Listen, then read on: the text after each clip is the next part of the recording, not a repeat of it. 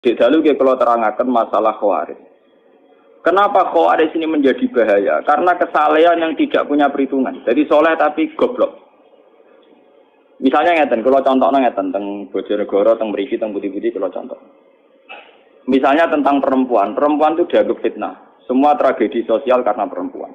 Wong nakal lali anak bojo mergo katut wedoan. Kiai lali kitabe krana katut napa wedoan. Pejabat lali tugas kewajibane katut napa wedoan. Sehingga kesalahan yang namanya perempuan itu divonis semuanya serba hitam. Harus dijauhi, harus apa. Tapi yang dia tidak menyadari, kesalahan ini tanpa perhitungan. Ketika wong soleh menjauhi perempuan, ini artinya perempuan didekati wong dolim. Dan produksinya mesti produksi wong dolim. Misalnya kok Mustafa soleh, bojo mau sitok, orang arah wani nambah. Anak mau loro. Artinya mau Mustafa iki soleh, mau ngelahirno wong soleh loro. Sementara wong dolim produksi kedoliman besar-besar. Ning dalan-dalan rabi, ning dalan-dalan di anak. Liwat bojone, selingkuhane, perkosaane. Berarti produksi dolim jauh lebih cepat. Produksi dolim cepat, produksi soleh lambat. Paham? Mulane wong kok janggal poligami ora pati ulama. Nek soal rawani wedi bojo jujur wae. Tapi ora usah ngait-ngaitno agama salah dalam konsep poligami. Mergo produksi dolim mesti cepet. Jajal wong dolim sitok nyelingkuhi wong pira. Paham? Hasil selingkuhan di anak, hasil bojo sing nganggo surat nikah di anak, hasil perkosaan di anak. Produksi kedoliman yang cepet. Produksi soleh lambat di anak loro ora iso ngeki mangan. Paham ya? Artinya andekan kesalehan ini terus main pukul rata menjauhi perempuan karena ada fitnah, ada masalah. Toh wong dolim tidak menjauhi perempuan, maka rahim perempuan hanya melahirkan produksi kezalim. Begitu juga menyangkut harta. Wong kudu ado duwe, ado macam-macam. Sing sugih wong dolim, mergo ora menghindari harta. Sing saleh kuwere. Sing dolim yo karyawan wakeh. Iso gawe kelompok niklab, kelompok macam-macam kelabing, kelompok senam sing aneh-aneh. Sing saleh kuwere. Kok gawe kelompok, nggo ngripi awake dhewe mengkas, mengki. Paham? Sehingga kesalehan anti harta punya akibat begini, nanti ke depan punya akibat. Begitu juga menyangkut pangkat. Sing dolim kompetisi kepengen jabat, akhirnya jadi bupati, wakil bupati, DPR. Sing soleh malam belesek, ketua RTW apa aja. Paham? Padahal dalam undang-undang tentu yang menentukan yang punya otoritas. Sing di otoritas dolim kah? Kabeh akhirnya pornografi gak kriminal, semua kesalahan gak kriminal. Sing soleh belesek, RTW apa aja. Delik ning gunung wis wae wong, gasap dene moh ora pusing.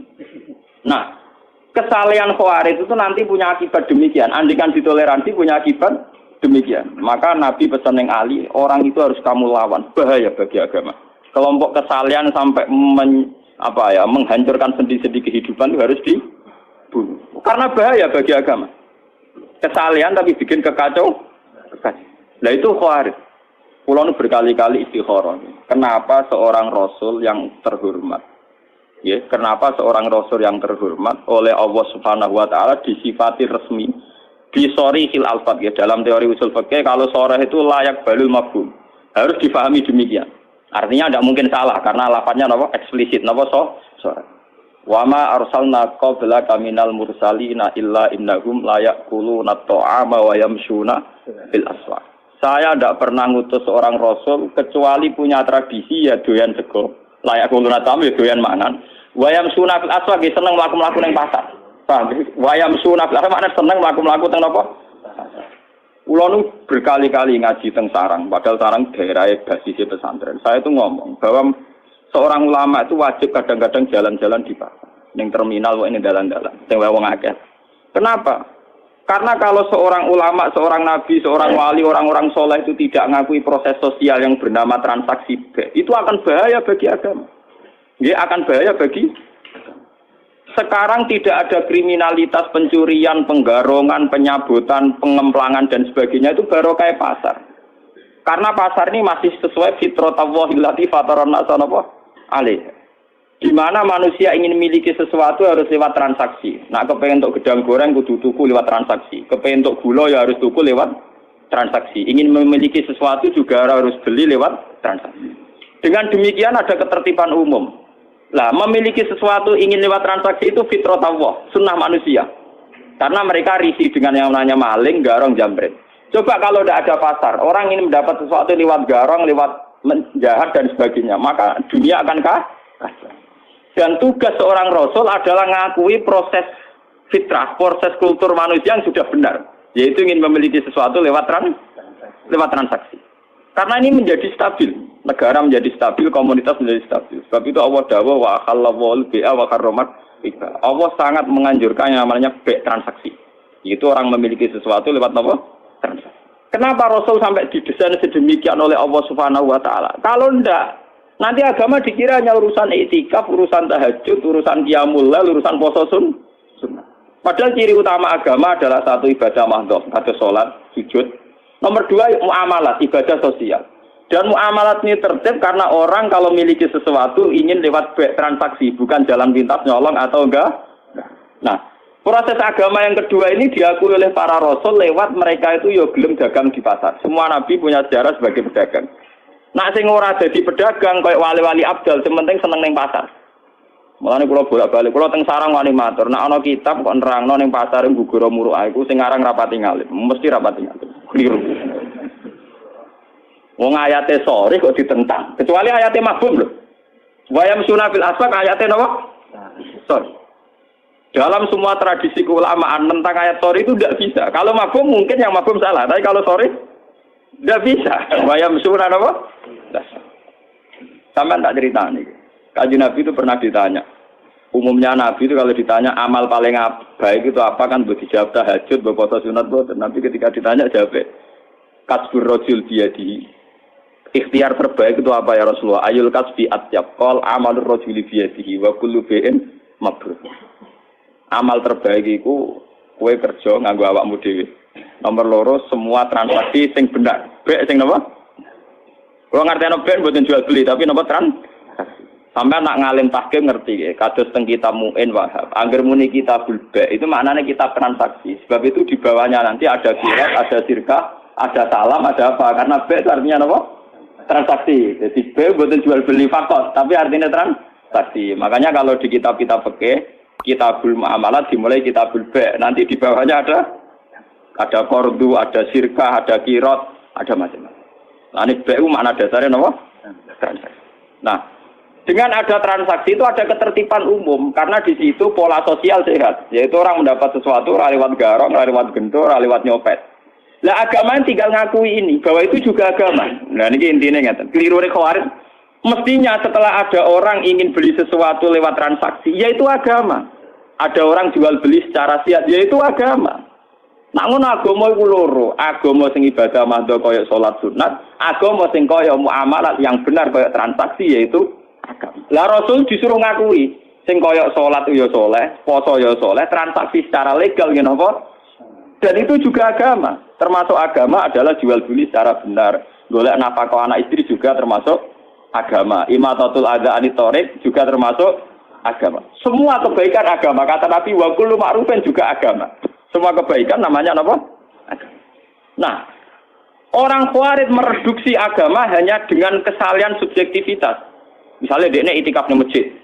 Ana wong mara pasar, wong kok kedonyan, akhirate kapan? Paham? Ana wong waji istiqosahan. Kok ana wong transaksi ning gone alun-alun. Oleh ibadah kapan men mergawe rina wong iki gedhe.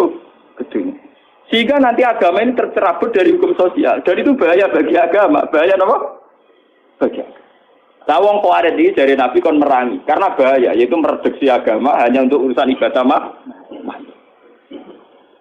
Saya punya catatan hadis sahih sing diriwayatno Imam Ghazali.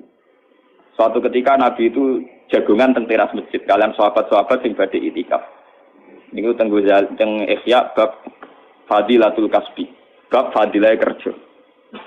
Terus wonten cantom gagah nggawa cangkul. Wa apene kebon kurma apa napa. Kita serang-arang marang kebon padi ana pari niku. Terus dari sahabat-sahabat sing niku cara ngene kok Rukin Mustofa sahabat sing seneng ngaji, seneng saleh-saleh. Hal la yakunu jaladuhu fillah. Wah, jaiku akan lebih baik nak gagahe digo iktikaf. Kesaleane dipakai iktikaf. Pak Amin ngurusi dunya. Dari Nabi hal la taqulu kadzalik. Kamu jangan komentar demikian. Dia mungkin kerja untuk nyarikan nafkah untuk ibunya dan itu baik. Atau menyarikan nafkah untuk anak istrinya juga itu baik. Lah ini hebatnya Rasulullah. Sebab itu agama sebetulnya dalam konteks Indonesia itu tidak pernah kalah. Makanya aku darani kiai paling sukses ya aku. Mergo ora tau kalah. Nak kiai sing senengane ngaji sekali sing ngaji sithik ngrasa kalah wong ora seneng ngaji men kedonyan wae.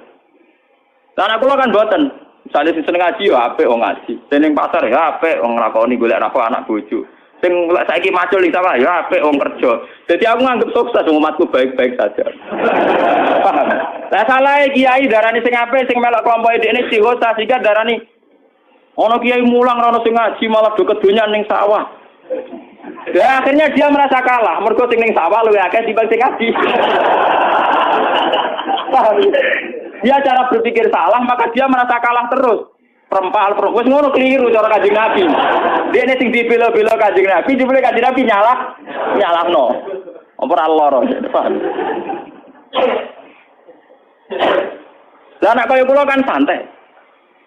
Sing ngaji ben ngaji kalau biasa ada toko-toko ketawa ke dia ya apik wae tak kaya apa apik. Karena kemenangan agama sebetulnya dihalal demikian dan itu memang agama. Sama cek di Quran di hadis semua perilaku sosial yang benar itu ya bagian dari agama karena agama adalah amar ma'ruf nahi mungkar semua ma'ruf itu makmur diperintahkan adalah bagian dari agama. Dari Kanjeng Nabi akhirnya cara sahabat terpelajar sudah tahu.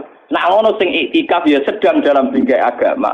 Sing saiki nggo pacul ning kebon sudah sedang dalam bingkai agama. Dan nggo kiai model ngono kan aman. Ngono Kanjeng Nabi yang ngrasa sukses. Sing bareng beliau ning masjid ya nderekno Nabi. Sing ning pasar ning dalan-dalan ning gone sawah ya nderekno Nabi iku ya ajarane malah nabine menangan to. Sing ning sawah ya nglakoni ajaran Nabi golek nafkah. Sing ning pasar ya nglakoni ajaran Nabi golek nafkah. Sing ning terminal dadi kernet dadi supir ya nglakoni ajaran Nabi. Lho sing ora ajaran Nabi kan jiwite wong iku ora ajaran. Sak mergawene tetep ajarane Nabi lho campur ada. Lho nek bedane rodo iku ora ajarane Nabi. Nabi kan Nabi wong apik roh ya kerjane to. Nakale kowe mbok ora roh ya. Paham gene iki sing lho umpama kebenaran nuruti khawarid iku kebenaran mau anane ning nggon ngaji, nggon istighosah, nggon sebab itu Quran itu hampir berapa persen, meh 50% lebih cerita muamalah karena muamalah adalah bagian dari malah dari Nabi wa kullu bai'in mabrur dan semua transaksi itu termasuk afdalul kasbi, termasuk ibadah terbaik. Paham? Niki penting kula aturaken. Mergo sakniki niku kathah nganggo ukuran kesalian sing ideal. Nggih, nganggo ukuran kesalian sing ideal. Akhirnya banyak masalah. Wong saleh kok diukur ideal. Wong kira-kira waras wonten pun seneng. Lan kula ora ngarah dadi wong saleh nemen-nemen, mun sumpah lho mbek pangeran. Saleh sing ora nemen-nemen ae, tapi sing mlebu swarga langsung, maksudnya sing paham. Lha kula nak mulane sarang sering guyon ngeten. Poso Senin Kamis sunah Nabi. Tapi surah Nabi ra poso Senin Kamis tok. Nabi juga sering nunjukno ra poso Senin Kamis, go nunjukno ora wajib. Nah ngono poso Senin Kamis ya sunah Nabi. Kadang-kadang ninggal sunat iku ya sunah Nabi. Lah aku milih sing ninggal iku. Paham ya? Loh, karena kalau ulama nglakoni terus nanti dikira wajib. Itu bahaya bagi agama, paham ya? Lho ulama iku duwe kelebihan ngoten. Dene duwe iskal untuk niru Nabi komplit, yo niru nglakonine, yo niru ninggal.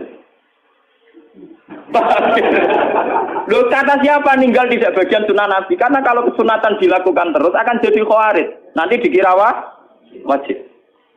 Dan itu bahaya bagi agama, sesuatu yang sunat dikira wajib. Umpama Kanjeng Nabi duha terus, Kanjeng Nabi tahajud terus, qobliyah ba'diyah terus. Bahaya entek waktu wong Islam. Nglakoni sunnah. Lha Nabi dukhane misale 8 rakaat. Tahajud sing terkenal mbek witir 11 rakaat. Ayo sampean. Qobliyah dhuwur riwayat sing sahih 4 rakaat. Ba'diyah 4 rakaat. Asar qobliyah 4 rakaat. Barasar salat kriminal cara fikih. Nak qobliyah maghrib ora pati muakadah. Lah ning nglakoni itu kok bodho aja iki sunat. Tapi kok tersangka. Dadi nek kowe salat qobliyah maghrib ketane ora ngaji. Padahal ya sunat cuma ora muakadah. Terus antarane maghrib be isya Nabi salat ngenteni isya disebut salat wajib. Tapi itu semua dilakukan Nabi hanya sering melakukan juga sering meninggalkan. Umpama Nabi nglakoni terus pasti dikira wajib. Mana kalau ngomong tentang santri-santri, jangan kira orang kayak saya tidak melakukan sunnah Nabi, bisa melakukan sunnah Nabi. Cuma di perhitungan nilai gampang.